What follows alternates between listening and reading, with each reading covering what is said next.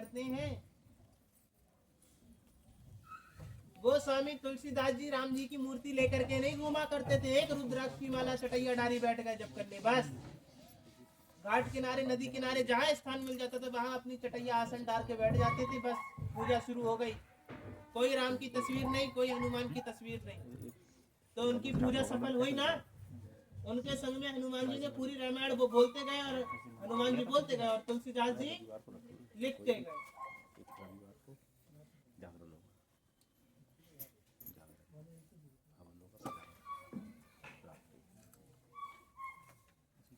कि आपने सुन रखी होगी बहुत सी व्याख्याएं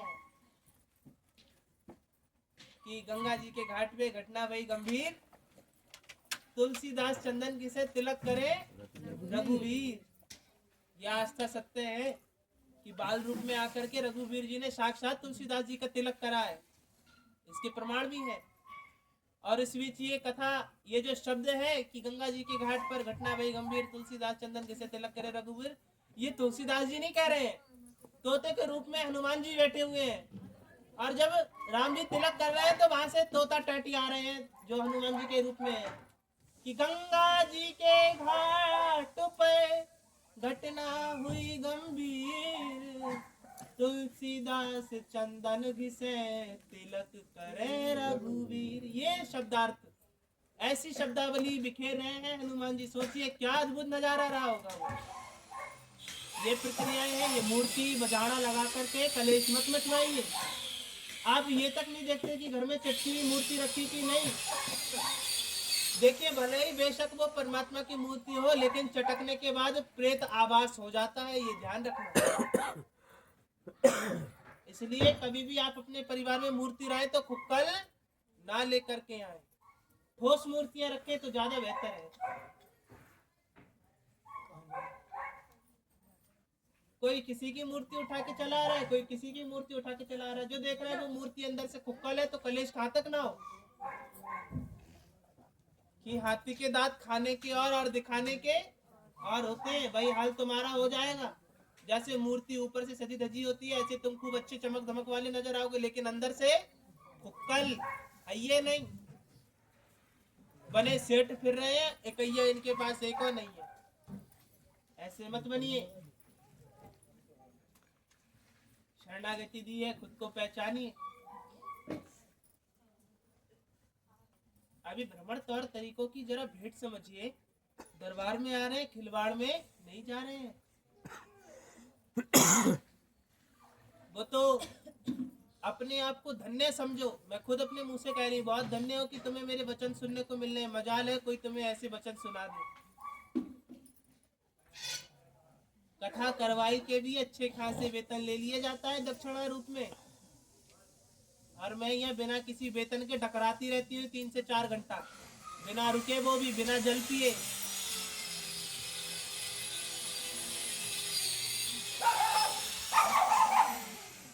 कौन सा दरबार होगा जहाँ मिष्ठान की आवश्यकता ना पड़ती हो। ये तो मेरी आस्था है कि मैंने यह मिष्ठान बंद करवा दिए, वरना बड़े बड़े संत तो यही कहेंगे कि हमारे यहाँ खूब चबड़ी चौबड़ी और 51 भोग आने चाहिए, 56 भोग आने चाहिए।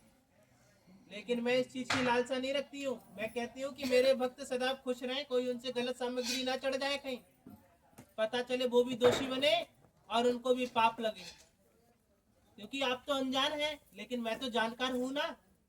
मैं क्यों कहूँ कि आप बड़े बड़े मिष्ठान लेकर के आओ, 56 भोग लेके आओ, नहीं चाहिए आपका 56 भोग। आप यहाँ परमल विभूति आदि मखाने रूप में प्रसाद चढ़ाइए, उसी से बेड़ा पार है। श्रद्धा पूरी राखिए, फिर 56 भोग की क्या आस, परमात्मा निकट खड़े हैं तो दूर धड़ी क्यों निकास। कि देख भगवान तेरे पास है, अगर विश्वास नहीं है तो छत पे जाना, और छत पे जाने के बाद कूदने का प्रयास करना। तेरा एक मन ये कहेगा नहीं कूदूंगी, तो वो मन तेरा नहीं, वो मन परमात्मा की कृपा का होगा। कि तू अपनी इच्छा से कुछ नहीं कर सकता रे प्राणी, जब तक उसकी आज्ञा ना हो।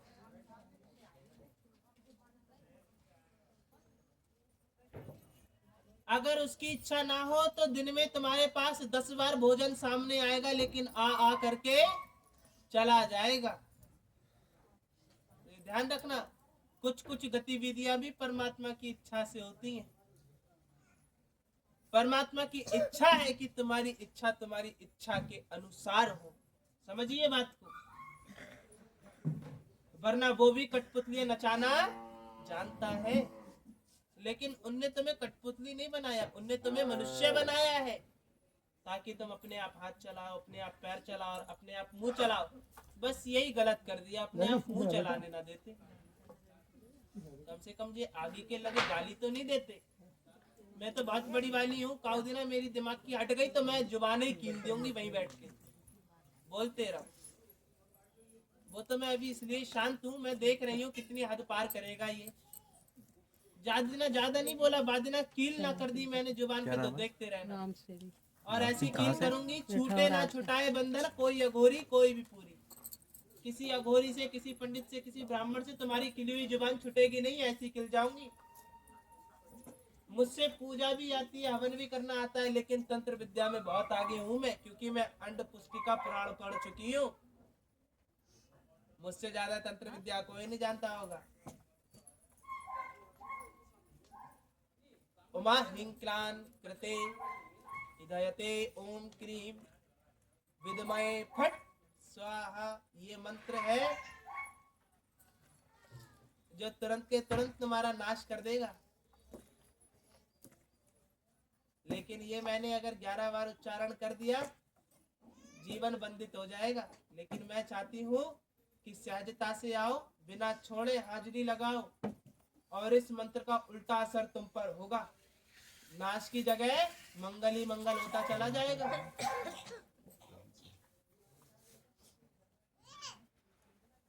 मेरे पास ऐसी ऐसी कलाएं हैं जिनको करने से आपका जीवन सदैव के लिए मंगल हो सकता है, लेकिन बताऊंगी तभी जब आप मुझे कम से कम 64 हाजिरियां दे चुके होंगे। मैं बहुत अच्छे से देख रही हूँ किस किस की कितनी हाजिरियां हो गई। 64 हाजिरियां अभी किसी की पूर्ण नहीं हुई है, और जिसकी 64 हाजिरियां पूर्ण वचनों के साथ पूर्ण हुई हैं, उसे मैं खुद अपने पास बुला करके कला पूर्ण कराऊंगी। एक कला ऐसी बताऊंगी जिससे एक रात करने से पूरा जीवन मंगल हो जाएगा। ये कोई तंत्र विद्या नहीं होगी, जैसे शुभ पूजन होगा जो लक्ष्मी के नाम का है, लेकिन बताऊंगी उसे जिसके कार्य पूर्ण। और मैं इस दरबार को संभालूंगी अब कुछ दिन तक। मैं कम से कम इस दरबार को 6 माह तक देखूंगी। 6 माह मैं ही विराजूंगी, और देखती हूँ इन 6 माह में कौन लगातार मुझे हाजिरियां देता है। कसम खा करके कहती हूँ कि ना तुम्हारा जीवन बदल जाए तो बात की बात है।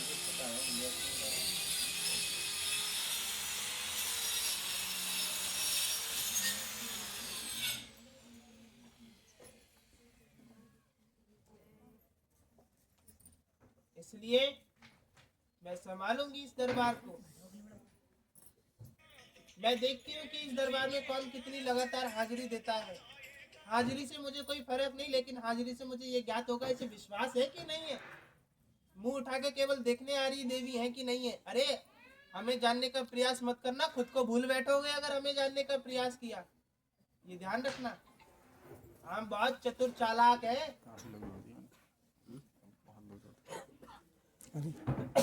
हमें देवियां ना समझ के भूल मत कर देना।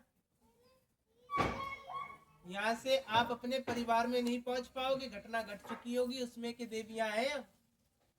दासियां मत समझ लेना, पलक झपक नहीं पाएगी उतनी देर में हाय राम हो जाएगी।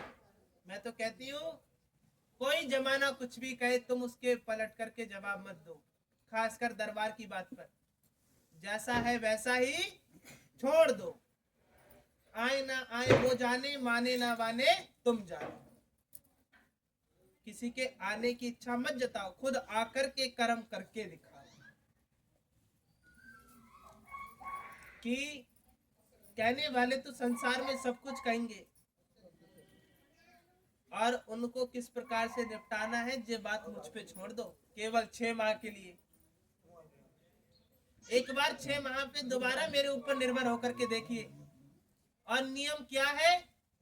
कोई लहसुन प्याज का नियम नहीं, बस नियम यह है कि सच्ची साधना से यहाँ आना सीख जाओ। बस समय के अनुसार एक पंचांग से पहले यहाँ बैठे मिलो मुझे, ये नियम है, क्योंकि मुझे समय चाहिए आपका बस। मुझे 3 घंटा का समय दीजिए, 4था घंटे में आपका कल्याण।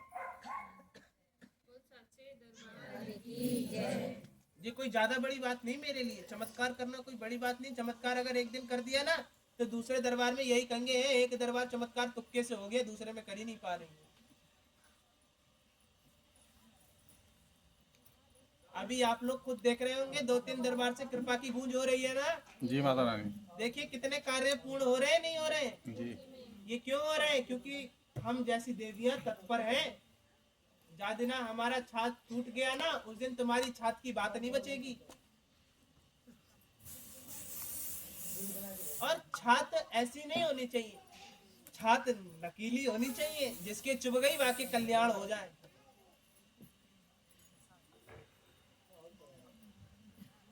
कि धर धर कापे जा चंडी नाचे, जय बरार दे हुक्कर नाचे, है हकार ले धर के मारी काप उठी जा महिला न्यारी। ऐसी हो जाओ, का छिड़क दो माता रानी सेंट खुशबू।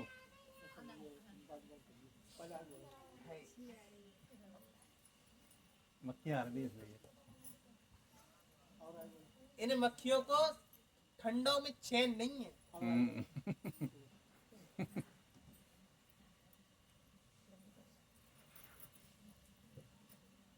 ऐसा है, मैं कहती हूँ मजबूर मनुष्य को भी दरबार में आना चाहिए। उसकी मजबूरी मैं पहले समझूंगी, परिवार वाले बाद में। कितना भी मजबूर हो, अपना किराया लगा के अपने लिए आ जाओ, उसके बाद मुझ पे निर्भर हो जाओ। 2 दरबार बाकी है, इन दोनों दरबार में तुम आस्था जगा करके देख लो एक बार। ऐसा विश्वास, छूटे ना छुटाए, टूटे ना टूटे। 100% की बात, तुम्हारे पास कुछ अच्छा जरूर हो जाएगा इन 2 दरबार में। किंतु उस बीच तुम्हें डटकर आना पड़ेगा। ये 2 दरबार में डट के बैठना पड़ेगा। इन 2 दरबारों में ऐसे ऐसे मंत्रों की प्रेरणा करूंगी कि तुम भी कहोगे, अरे वाह माता रानी, क्या गूंज थी मंत्रों में। ये मंत्रों की गूंज मेरे लिए नहीं है, मंत्रों की गूंज आपके लिए होगी। इस दरबार में मैं देखा है कि यहाँ की देवियों ने 3.5 लाख मंत्रों का उच्चारण कर दिया। कितने? 3.5 लाख। क्या 3.5 लाख मंत्र कम होते हैं? लिखने बैठू तो कम से कम 8 से 20 पुस्तिका भर जाएंगी। इतने मंत्र हो गए, किसी को याद हो जाएंगे इतने मंत्र? और सोचो देवियां यहाँ लगातार सुनाई जा रही हैं, यही बहुत बड़ी बात है। अब देखो यहाँ ये पुरुष कह रही, ये पुरुष तो ऐसे आ रहे हैं जैसे ये मक्खी बिन आ रही हो, आते ही नहीं है नक्कटा। और स्त्रियों का हाउसफुल है इधर। और महिलाएं ऐसे चली आ रही जैसे ना जाने कहाँ बट रहा हो। अरे अपने स्वयंवर से कहो, मैं तो कह रही हूँ कहो ना बेलन लेके डटिए जाओ रात्रि में, जय चंडी को रूप धरो। ना जाओगे दरबार में? ऐसे कैसे ना जाओगे? चिमटा बेलन अपनी काऊ के पास अगर पुत्री हो, अपनी पुत्री से कहो एक मैं मारूंगी, दूसरे तू मरिए, बाप ही सही। कितने पिटवाओगे? अरे तुम तो आ रहे कहियो अगर दरबार में नहीं जाओगे, क्योंकि अच्छे कर्म के लिए पीट रही हो ना, और खूब लगाड़ मारो दे दनादन, पूरी रात्रि पीटो। चीखने की आवाज जब बैठे, कोई पूछे लली का हो रहा तुम्हारे रात्र में, कहियो उनके ऊपर भैरव बाबा आए हुए जाइए ना रहे, सुबह उतरवा रही बैठ के। अच्छा, भैरव बाबा कुछ ज्यादा ही तेज गति में आए। बताओ, हम कहते हैं कि पुत्रों को सीख मिलनी चाहिए, जो पुत्रन को सीखा ही नहीं, नक्कटा के आगी। यहाँ पुत्रों को ज्यादा संख्या में आना चाहिए मेरे अनुसार से।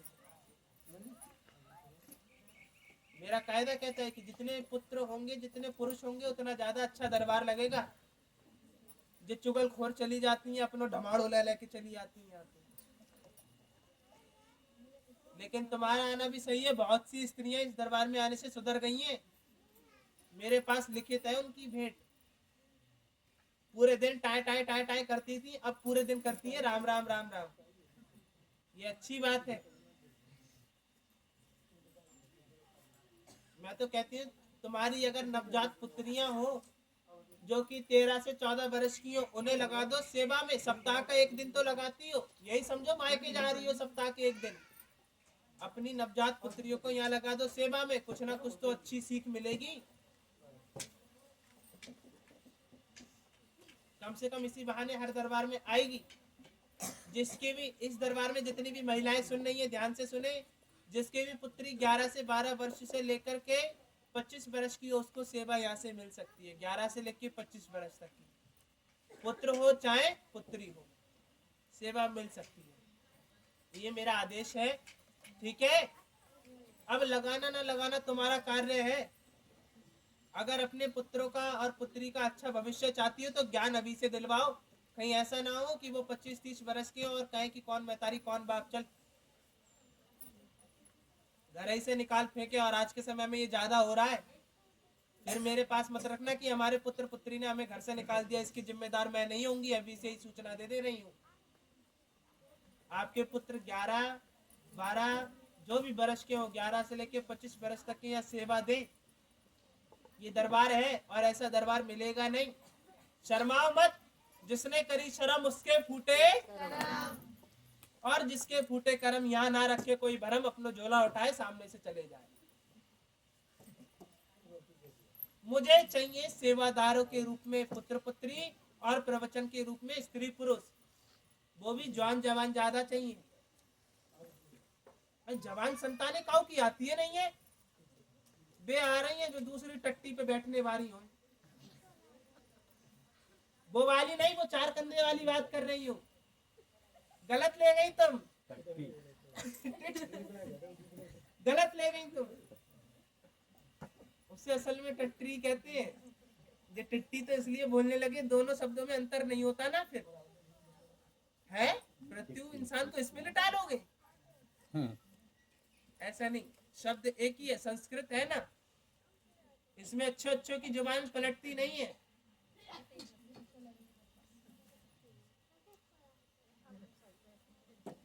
तो आपने देखा नहीं, हम लोग कहते हैं पूजा करी कि नहीं करी, किसी के मुंह से निकलता है भूजा कर लाई ना करी भूजा। अरे भूजा नहीं, पूजा। हमारे शब्द साफ निकलते हैं, किट किट कट कट चट चट ऐसे आवाज, और तुम्हारी भड भड भड भड ऐसी आवे। संस्कृत तुम्हें पढ़नी नहीं आए, बातें तुम्हें करनी नहीं आए, और बातें चली हमसे बनाने की माता रानी कृपा नहीं हो रही है। कुछ ज्ञान है धर्म के नाम पर है? अच्छा, राम जी की संतान का क्या नाम था? लकुश। तुमसे पूछी? अब मार तो नहीं सकती, चिल्लाने में बड़ी आदमी। अच्छा चलो ठीक है। सीता जी की संतानों का क्या नाम था? फिर तुमसे पूछी? यही लदड़िया जहाँ से अभी मैंने रेखा खींची, भाई फेंक के मार देंगे तुम्हारे। ये रखा है। अच्छा चलो, इसका कोई नहीं देगा, कोई सेवादार नहीं देगा। ये स्त्री पुरुष में से इसका उत्तर देंगे अगर इन्होंने वेद पुराण पर रखे होंगे। राम जी किस गुरु के साथ जाकर के ज्ञान प्राप्त किया था, बताइए। 2 व्याख्या दे रही हूँ, विश्वामित्र या वशिष्ठ, बताइए।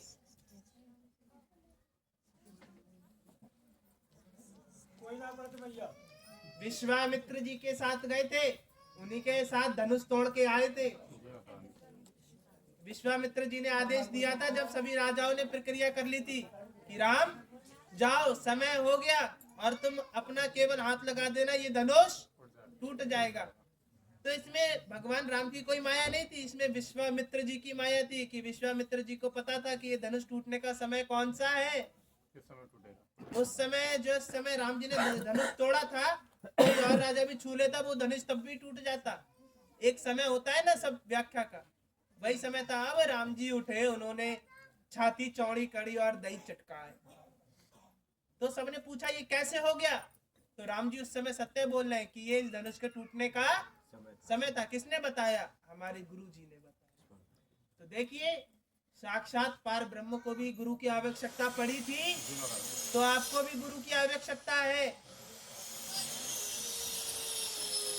आपका गुरु अगर कह दे कि भगवान गुड्डू है तो आप गुड्डू को ही पकड़ लीजिए। एक बात समझा रही हूँ, आपके गुरु कह दे कि भगवान राजपाल है तो राजपाल को पकड़ लीजिए, क्योंकि गुरु जो कह दे वही पत्थर की, फिर उसमें भगवान हो ना हो लेकिन भगवान का दृश्य नजर आने लगता है।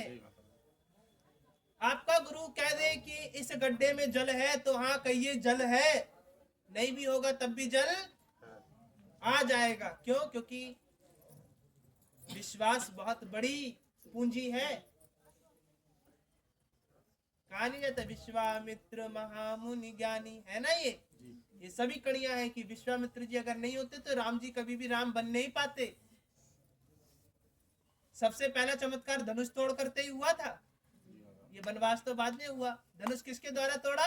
विश्वामित्र के द्वारा। उसके बाद परशुराम जी आ गए थे। परशुराम जी बोले किन्ने तोड़ा, कैसे तोड़ा, कौन तोड़ा? उनने खूब गरिया लिया राम जी को। परशुराम जी ने खूब गालियां चौबाड़ियां दे दी कि कौन राम, कैसे राम, धूर्त है, ये है, ये है, ये है, खूब सुनाई। और राम जी को कोई फर्क ही नहीं है, कोई फर्क नहीं पड़ा उन्हें। वो मुस्कुरा रहे उनकी गालियों पर भी। बोले लक्ष्मण बोले भैया आप एक आदेश करें तो मैं इसका सर धड़ से अलग कर दूं। नहीं लक्ष्मण, तुम इन्हें पहचानने में भूल कर रहे हो। किसके लिए कह रहे हैं? परशुराम जी के लिए। क्या कह रहे हैं? तुम इन्हें पहचानने में भूल क्यों कर रहे हैं? क्योंकि परशुराम भी परमात्मा का पूर्ण रूप में अवतार है। तो फिर ऐसी व्याख्या में परशुराम जी ने जब ये बात सुनी और परशुराम जी का जो घड़ासा था वो हाथ में से छूट गया। परशुराम जी के हाथ में घड़ासा छूट गया। हे पुत्र, कौन हो तुम? मेरे मारे यहाँ के इस संसार के राजा कांप उठते हैं कि हाय परशुराम आ गया, हाय परशुराम आ गया। और तुम्हें मुझसे डर नहीं लगा तनिक भी? तुम्हें भय नहीं हुआ? तो राम जी क्या कहते हैं? भय किस बात का? आप क्रोधी के साथ साथ हृदयवान भी तो हैं। अब इतना सुनते ही परशुराम जी चरण में बैठ गए। किसके? राम जी के। क्यों? मैं मूर्ख बड़ो अज्ञानी, जान न पायो पार ब्रह्म को। कि वो पहचान गए ये वचन सुनते ही कि ये कोई साधारण बालक, ये साक्षात पार ब्रह्म है। क्योंकि परशुराम जी से टकराने की हिम्मत किसी में नहीं थी। और वहां पे जब ये बात चली तो वहां के जो राजा जो धनुष तोड़ने आए थे वो क्या कह रहे हैं? हमें तो पता थी जो बुढ़ऊ आए वो तहीं तो हमने धनुष तोड़ो ना है, वरना तो हम तड़क भर में तोड़ देते, फिर बाद में जासे कौन निपटतो। राजाओं के बीच ये बात चल रही कि हमने तो इसके चक्कर, जबकि वहां पे तो कोई परशुराम जी का विषय उस समय उठा ही नहीं था कि जिसके हाथ लिखी है कि जाहे विधि राखे राम ताही विधि रही है, कि विधि सब राम की थी, विश्वामित्र जी का साथ था। जिंदगी की डोर सौंप हाथ दीनानाथ के। क्या? जिंदगी की डोर सौंप हाथ दीनानाथ के। झोपड़ी में राखे चाहे महलों में वास दे, झोपड़ी में राखे चाहे महलों में वास दे। निर्विवाद धन्यवाद राम राम कहिए, निर्विवाद धन्यवाद राम राम कहिए। अजी जाहे विधि राखे राम ताहे विधि रहिए, जाहे विधि राखे राम ताहे विधि रहिए। कि दीनानाथ को पहचानने में देरी जरूर हो सकती है लेकिन समझना और ना समझना आपकी अनुसार है। कि समझना आपको है कि मैं देवी हूँ या ढोंग हूँ, और जिस दिन आप पहचान जाएंगे उस दिन ये दर छोड़े नहीं छोड़ पाएंगे, ये ध्यान रखिएगा। आशा एक राम जी से दूजी आशा छोड़ दे। क्या? आशा एक राम जी से दूजी आशा छोड़ दे। आनंद नहीं आया, थोड़ी जोर से। आशा एक राम जी से दूजी आशा छोड़ दे, नाता एक राम जी से दूजा नाता तोड़ दे। नाता एक राम जी से दूजा नाता तोड़ दे। नाता एक राम जी से दूजा नाता तोड़ दे। प्रेम बाद पूरी आस प्रभु साथ रहिए, चाहे विधि राखे राम, चाहे विधि राखे राम। ये ध्यान रखिए, मैं अपने दरबार की बड़ाई नहीं कर रही कि हर गुरु का अपना चस्का रहता है कि मेरे दरबार में आओ ये फलाना होगा ये फलाना होगा। मैं एक बात कहूंगी कि मेरे दरबार में आने के बाद आपके कष्ट दूर होना हो या आपके ऊपर है, लेकिन जितनी देर दरबार में बैठोगे उतनी देर चिंता मुक्त बैठोगे, ये ध्यान रखो। इसकी मैं सचिवता लूंगी। अगर विश्वास नहीं है तो अभी मैं एक बार ढोलक नहीं बजा दी तुम उस देर के लिए दुख भूल जाओगे अपने। इसलिए मैं कहती हूँ कि दरबार में आना चाहिए। कम से कम सप्ताह में एक दिन अगर चिंता मुक्त होकर बैठोगे उससे ही कई गुना स्वास्थ्य तुम्हारा ठीक हो जाएगा। कि चिंता सब चित खाइए, कि चिंता चिता के समान है। ये जीते जागते मनुष्य को भी मृत के समान कर देती है। इसलिए चिंता से दूर होने के लिए दरबार में आइए। दुख सुख तो जीवन का साथी है, इसका साथ छोड़ के जाओगे कहाँ? इसका साथ तो मरने के बाद ही छूटेगा, फिर चाहे कोई भी। देखिए मैं सत्य बात कहूँ, ऐसा कोई मंत्र नहीं बना जो बिल्कुल दुख खत्म कर सके। अगर ऐसा कोई मंत्र होता तो राम जी दुख काहे झेलते? राजा की गद्दी पे बैठते, तिलक होने जा रहा था। ऐसा कोई मंत्र, ऐसी कोई पूजा नहीं जो आपका दुख खत्म कर सके। बस ऐसे मंत्र हैं जो आपको संतुष्टि दे सकते हैं और शांति दे सकते हैं। और ये बात अगर आप जान गए तो आप कभी दरबार को छोड़ नहीं पाओगे। कुछ लोग तो दरबार इसलिए छोड़ देते हैं कि हमारे लिए फायदा नहीं हुआ। ये ध्यान रखना, अगर तुम फायदा देख करके जा रहे हो ना तो कहीं पे भी तुम टिकाऊ नहीं हो पाओगे, कहीं ठिकाना नहीं मिलेगा अगर फायदा देख के जाओगे। मैं तो कहती हूँ दरबार में फायदा देखने मत आओ, नहीं होगा तुम्हें दरबार से फायदा।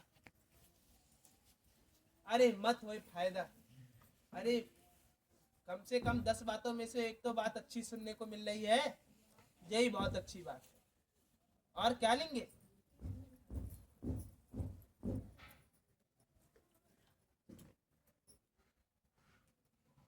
कि पल पल की कृपा किसने जानी है, कि पल पल की कृपा किसने जानी है, लेकिन पल में भई हानि सबने पहचानी है। कि जो आपके साथ पल पल पे कृपा हो रही है आपको वो ज्ञात नहीं है। अगर पल भर में कोई घटना घट जाए तो आप उसको 10 दिन तक गाओगे। बहुत निश्चित बात है ये बात गंभीर है मेरे अनुसार से। कि ये जीवन बिता रहे हो जी कृपा नहीं तो क्या है? ये कृपा है। इस पूरे ब्रह्मांड का मालिक एक है, लिखित रूप में दे सकती हूँ चमत्कार के साथ। साक्षात नारायण इस धरती के विधाता है। और इसका आंतरलोक विश्वास नहीं तो रात्रि काल में कभी मेरा स्मरण करके देखना, ना तुम्हें नारायण की छवि नजर आए तो बात की बात है। और देवियों ने तुम्हें मंत्र भी दे रखे हैं, दिए हैं ना, कि स्मरण करके सो जाइए, आपको सपने में साक्षात परमात्मा के दर्शन होंगे। क्यों नहीं होंगे? कितना भी मैला कुचैला क्यों ना हो, परमात्मा बड़ा दयालु है, वो तब भी आ जाएगा। बस याद कीजिए, आप में से मैं सबकी अगर मुड़िया जल में डुबो दूं तो तुम्हें बाहर निकलने की आस रहेगी ना? दम फूल जाएगा एकदम, जैसे ही मुड़ी जल में दे दूंगी। फूलेगा कि नहीं? जी भैया। जैसे जल में डूबी हुई मुड़िया को बाहर निकलने की ऊब रहती है ना, ऐसी ऊब आपको परमात्मा को पाने की भी रहनी चाहिए। समझ गए? बहुत पते की बात कह गई मैं। जी भैया। कि जैसी ऊब जल में से निकलने की रहती, वैसी ऊब परमात्मा को पाने की होनी चाहिए। क्यों नहीं होंगे? परमात्मा प्राप्त जरूर होंगे। कि पल पल याद कीजिए उस परमात्मा को और धन्यवाद कीजिए कि तेरे द्वारा ये जीवन बीत रहा है। और जितना धन्यवाद करोगे उतने ज्यादा सुखी रहोगे। केवल धन्यवाद में पूरा जीवन सुखी हो रहा है तो इससे बड़ी बात और क्या होगी, खुद ही सोचिए।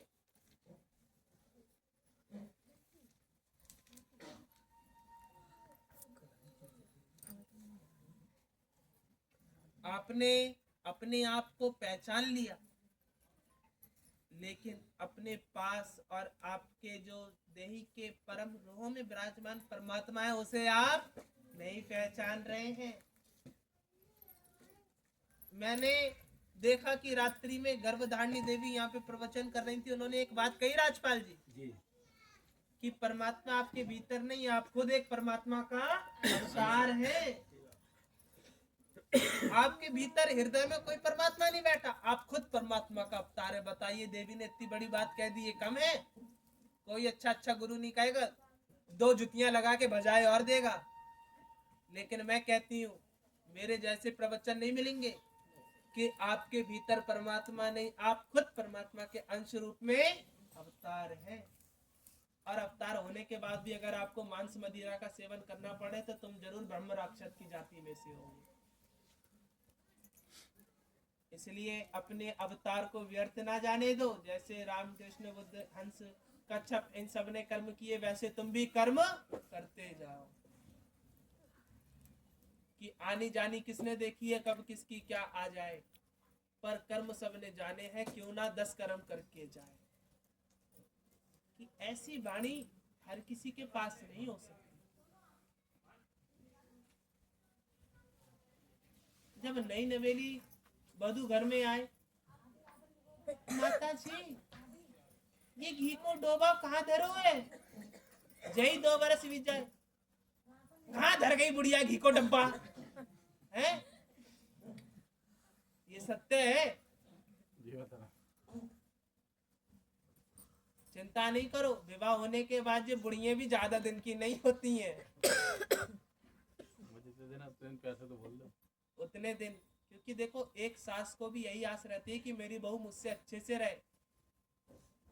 जिस दिन तुम सास बनोगी उस दिन तुम पे बीतेगी सास बनने के बाद कैसे ताने सुने जाते हैं। इसलिए मैं कहती हूँ भले ही तुम्हारी सास कटु बचने वाली हो, अरे तुम्हें जुतियां मारने वाली हो, लेकिन माँ तो। और ध्यान रखना, एक जन्म में एक ही बार माँ का साथ मिलता है, बार बार। हर बार जन्म लोगे तो माँ कोई दूसरी ही मिलेगी, आत्माएं बदल दी जाती हैं। इसलिए ध्यान रखिए कि माता पिता का साथ एक जन्म में एक ही बार होता है। इन माता पिता को चाहे सास हुई चाहे ससुर हुए, अगर तुम उन्हें प्यार देने लगे, प्रेम करने लगे, तो ध्यान रखिएगा आप कभी दुखी नहीं रहेंगे, आप सुखी होंगे। और आपके सास ससुर ने आपसे 1-2 वचन खड़े वाणी में कह भी दिए तो क्या बुराई है? क्या माता पिता को डांटने का अधिकार नहीं होता है? सबको होता है। माता पिता की डांट में एक छुपे हैं गहरे राज, जो सह गए इन वचन को बन गए वो सरताज। यही तो बात है कि आप जिस दिन इन वचनों को सहना सीख जाएंगे उस दिन परमात्मा के निकट हो जाएंगे। ध्यान रखिएगा कि आप इतने कलयुग में घुसे हुए हैं कि आपको अपने माता पिता नजर नहीं आ रहे। सास अपनी माता, और ये सास कह रहे हैं, ये बधुएं अपनी सास को क्या कहती हैं? डुकरिया, गुड़िया। और आज अगर तुम में से किसी की भी मतारी जीवित है, मैं तुम्हारी सास के लिए गरिया दूं, क्या तुम सुन पाओगी? वो तुम्हारी माता के लिए, तुम्हारे मायके वालों के लिए गरिया दूं, तुम सुन पाओगी? नहीं ना। तो जिस प्रकार से तुम अपनी माता से संदर्भ रखती हो, वैसे अपनी सास से भी रखो ना, क्या बुराई है? वो ज्यादा दिन नहीं बैठी रहेगी, किसी किसी की तो सास ही नसीब नहीं होती है। ये ध्यान रखना कि जो सास है ना, वह कैकई है। और कैकई बुरी नहीं थी, कैकई को बुरा किसने बनाया? मंत्रा ने। किसने? अगर मंत्रा ऐसा ना करती तो ये सब कुछ। और मंत्रा कौन थी? सरस्वती का अवतार थी मंत्रा। सरस्वती जी का ये रचाया हुआ सारा खेल है। मंत्रा खुद एक राजकुमारी थी, लेकिन सुंदर ना होने के कारण उसको राज्य से निकाल दिया गया था। तो जो कैकई और जो मंत्रा है वह दोनों कौन है? बहनें हैं। कौन है? बहने। आप कभी पुराण सगृष्टता से पढ़िएगा तब आपको पता चलेगा क्या है। मंत्रा और कैकई दोनों बहनें हैं, लेकिन ये बात आज तक पता किसी को नहीं चली। कुंवर था मंत्रा जी। इसी कारण उसके पिता ने उसको उसकी दासी के रूप में रख लिया था। तो ये बातें जो थी मंत्रा को सहन नहीं हुई सरस्वती के रूप में। तो सरस्वती मंत्रा की अवतरण करके क्या कहती हैं कि ऐसा खेल रचाया जाए वरना तेरा भरत रह जाएगा। और फिर बाद में देखिए कैकई को पश्चाताप पूरा होता है। उसको जो होती है मंत्रा से नफरत हो जाती है कि इनने राम जैसे पुत्र को वनवास कराया। इसलिए अपनी सास को कैकई देखो कि कैकई बुरी नहीं थी, कैकई को बुरा जबकि कैकई में तो बड़े गुण थे। जितना प्रेम वो भरत को नहीं करती थी उससे ज्यादा राम को करती थी। राम को पुत्र से भी ज्यादा चाहती थी वो। इसलिए अपनी सास में ना कैकई ढूंढो। कौशल्या तो अलग बात रह गई, कैकई ढूंढ लो यही बहुत बड़ी बात है। तुम कैकई छोड़ो तुम्हें शूर्पणखा ना ढूंढी जाए उनमें। नाक खुद की कटी है, दोष सास को देती है। बेचारी उन सास की क्या गलती जो कि अपने पुत्र का विवाह कराते कराते आधी उम्र तो वैसे ही बिता देती हैं। फिर आधी उम्र उनकी विवाह के बाद उनके बहुएं कलेश कर करके खा जाती हैं। कम से कम जो उनका 30-35 वर्ष का जीवन बचा है उसको तो अच्छा कर सकती हो तुम। नहीं जीती आज की सासें 100-100 150-150 साल। 70 साल जी जाए यही बड़ी बड़ी बात है। और उन 70 साल में भी तुम उनका खून और मांस नोचे रहो। लज्जा आनी चाहिए तुम्हें अपने जीवन पे कि सास सी सास ना मिले आस रखी हजार। इसलिए अपनी सास को जो वधू समझ गई वो कौन? लक्ष्मी हुई। कौन हुई? तब जाकर के वो लक्ष्मी बनेगी। वरना तो मेरे अनुसार जो वधू अपनी सास को ना समझे वो पूतना से भी बुरी है। वो तो यशोदा कहने के भी लायक नहीं, सीता कहने के भी लायक नहीं, लक्ष्मी तो बड़े दूर की बात है। अगर तुमने अपने जीवन में सास के कटु वचन सहे हैं तो समझ जाना तुम्हारे से खुशनसीब और कोई नहीं है। कितनों को तो अपनी सास के वचन ही नसीब नहीं होते हैं आज के समय में।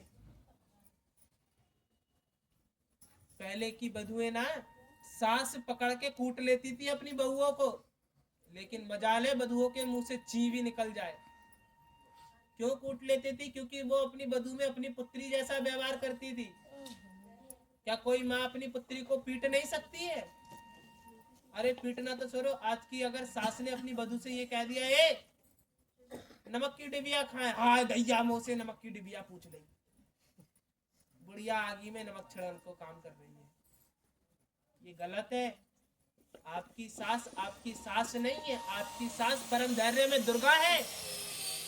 अपनी दुर्गा को पूजिए।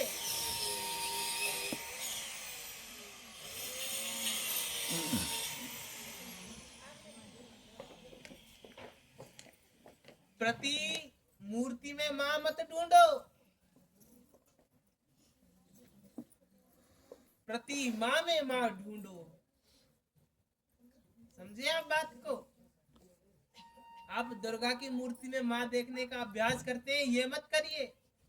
अपनी माओ में मां ढूंढने का प्रयास कीजिए तो ज्यादा बेहतर है कि प्रति मां में ही मां है। ये ये प्रतिमा कुछ नहीं है, प्रतिमा ही सब कुछ है। दो संधि विच्छेद हैं, इसको ज्ञात कर लीजिए कि यहाँ की हर स्त्री में ममता होगी ना, तभी तो अपनी संतान को पाला है, होगी ना। तो जब आप में ममता है तो उस ममता से अपनी वधू को देखिए, आपकी वधू अपने माँ के समान देखे। बुढ़ापे में सबके भीतर चिड़चिड़ापन आ जाता है, ये ध्यान रखना बहुओं। 100% की बात कह रही हूँ, मैं भी बंधन में बंधी हूँ, मेरी भी सास है। और अगर तुम मेरी सास की कहानी सुन बैठोगे तो यही कहोगे आपसे धन्य कोई नहीं, मैं अपने सास के चरण धो करके पीती हूँ, वो भी पत्तल में। तुम पत्तल छुओगी नहीं।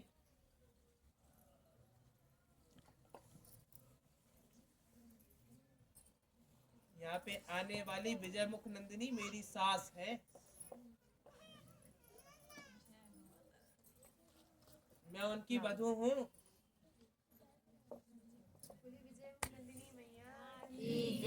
आ चुकी ना यहाँ? जी माता रानी आ चुकी है। मैं विजय मुख नंदिनी की बहू हूँ और मेरा नाम है सभामिनी। मैया की जय। मैं विवाहित हूँ। जब मैं अपनी सास के संग इतना अच्छा व्यवहार निभा सकती हूँ देवी होकर के, मुझे कोई घमंड नहीं है, तो तुम साधारण नारी होकर के क्यों घमंड कर रही हो? ये घमंड किसी काम का नहीं है। मैं करोगी तो किसी काम का नहीं, और मैं कार्य करोगी तो ज्यादा अच्छा है। क्या हुआ? कल लेने दो, कितनी देर तक चुपटेंगी? अपने आप में एक व्याख्या लीजिए।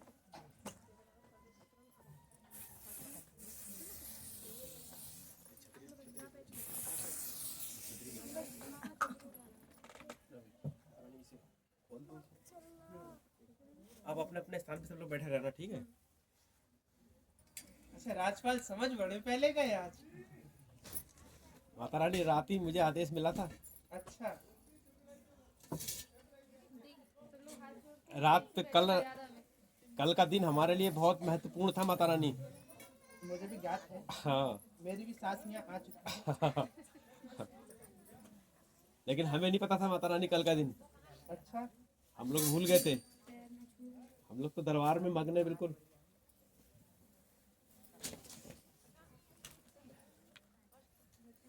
अपने अपने स्थान पे बैठे रहना।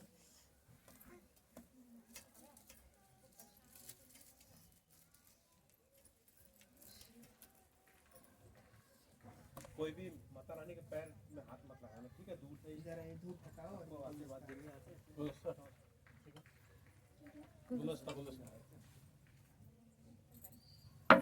सब लोग माता रानी को नतमस्तक कर लो चरणों में।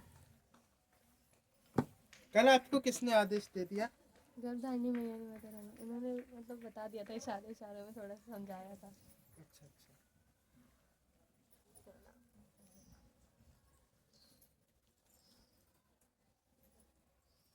सभी की भेंट आदि मनोकामना पूर्ण हो, सदैव तुम्हारा मंगल हो, सबकी आस्था इस प्रकार से जागृत हो जैसे कि एक पुष्प को देखकर के आभास होता है कि इसके सुंदर पुष्प है, ऐसे ही आपकी मनोकामना सदा रूप में संपूर्ण होती है। ऐसी कृपा आप सब पर करो। आपका कार्य सदा सफल हो। आपकी सभी कृतियां ईश्वर रूप में सदैव माननीय बनी कि एक आस्था आपको जीवन भर, राजमाता को बैठा दीजिए, कि आपकी आस्था जीवन भर एक जागरूकता के रूप में होनी चाहिए कि आपको एक गुरु प्रवक्ता के रूप में मिला है। मुझे देवी ना मान करके आप अपने तरह ही जानिए मुझे। जब आप मुझे जानने का प्रयास करेंगे आपको पूछने की आवश्यकता ही नहीं रहेगी, क्योंकि कभी कभी हम बहुत खेद कर जाते हैं, जानने के चक्कर में अपना सब कुछ खो देते हैं। तो जानने से पहले मानने का प्रयास कीजिए।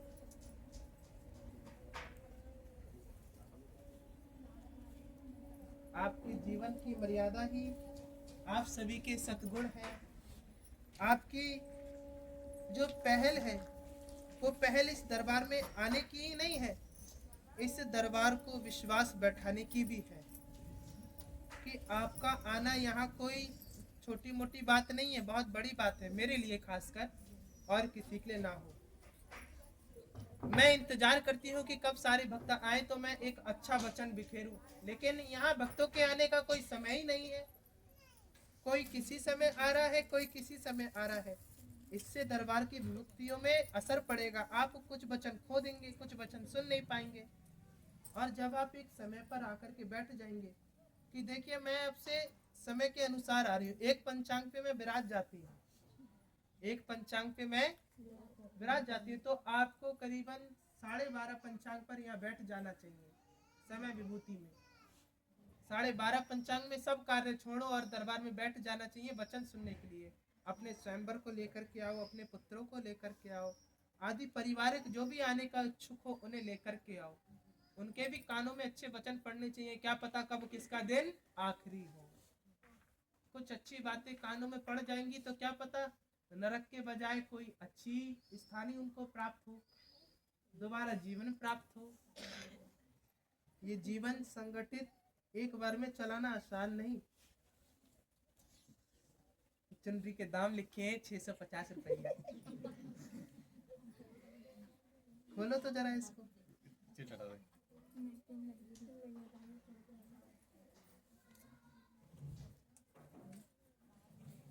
ये प्रियंका भाई है जी भैया। 600 रुपया दे गई है, 650 दे गई। तो ऐसी व्याख्या में हम तो देखते हैं, देखिए कृपा करने वालों पर कमी नहीं है, कृपा यहाँ अधिक से अधिक मनुष्य पर है। लेकिन कोई भी खुश होकर के ये नहीं कहता कि लाओ आज हमारे काम बने हैं, काम ना भी बने हम कि आज देवी को चुनरी भेंट करें। क्या करेगी आपकी चुनरी भी आप में ही बांट के चली जाती। देखो पिछली बार ही उनने 3-4 चुनरियां ऐसे ही बांट दी थी। वो कुछ नहीं रखती अपने पास, कितनी भी अच्छी चुनरी आए सब बांट देती है वो। मैं तो आज चली आई उठ करके कि चलो आज मैं विराजूंगी। मेरे अलावा भी यहाँ अन्य देवी दासियां आती हैं, देवता भी आते हैं, देवता भी आते हैं। आप जान नहीं सकते कि आपके ना आने से भी बहुत बड़ी कल्पना हो सकती है। यहाँ पे यहाँ के सेवादारी सोचने निकलते हैं पता नहीं 3-4 दरबार तो लगातार आई, अब क्यों नहीं आ रही हैं। आप किराया अपने लिए लगाइए, आप यहाँ पे आने के लिए अपने वचन और समय तय कर लीजिए कि हमें जाना है तो जाना है। बात वही है, हमको मंदिर जाना रे, चाहे माँ के मंदिर जाना रे, चाहे ये मंदिर ही तो है, वहाँ मूर्तियां हैं और यहाँ पर मैं साक्षात हूँ। और मैं आपको प्रमाण देती हूँ विराजने का। शुद्ध संस्कृत में आपसे बात कर रही हूँ और क्या लोगे आप मुझसे। कहीं देवियां विराज करके शुद्ध संस्कृत बोलते देखी क्या? क्या बिना नेत्र खोले रामायण का पाठ करते देखी क्या? काली मंदिर पर पूरे 11 दरबार पाठ हुआ था ना रामायण का। उस बीच पन्ने भी बाकायदा पलटाए जाते थे और अर्थ सुनाया जाता था। इससे बड़ा क्या प्रमाण लोगे देवी होने का। फिर भानु गंगवार जैसे इन सब के जिनको संतानों की आस नहीं थी उनको संतान प्राप्त हो रही है ना।